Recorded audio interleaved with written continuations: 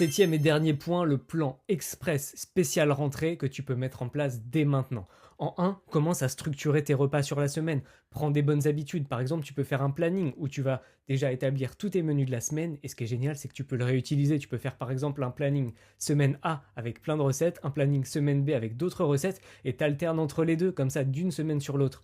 T'as pas l'impression de manger toujours la même chose et pour autant ça te fait gagner un temps fou, de la charge mentale en moins parce que tu sais déjà quoi manger avec des idées de choses à mettre en place. En deux, fixe-toi un objectif concret. Par exemple, d'ici la rentrée, je veux avoir perdu 2 kilos. Trouve quelque chose d'ambitieux qui te motive, qui te fait plaisir.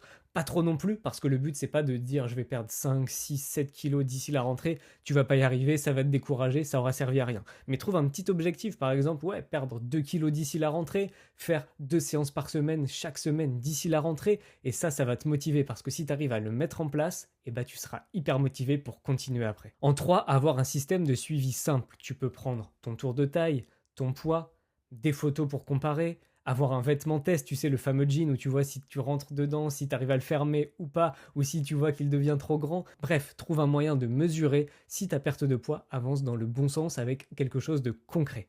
Et puis dernier point, c'est de te rappeler que le but n'est pas juste de perdre du poids, mais de te sentir bien, confiante et de prendre des bonnes habitudes et des choses que tu peux tenir dans le temps. Et ça te permet de te dire que ce que tu vas mettre en place, c'est quelque chose de durable et pas juste un truc éphémère de quelques jours, quelques semaines. Donc pour conclure, tu l'as compris, tu peux mettre des choses en place dès maintenant pour préparer ta rentrée.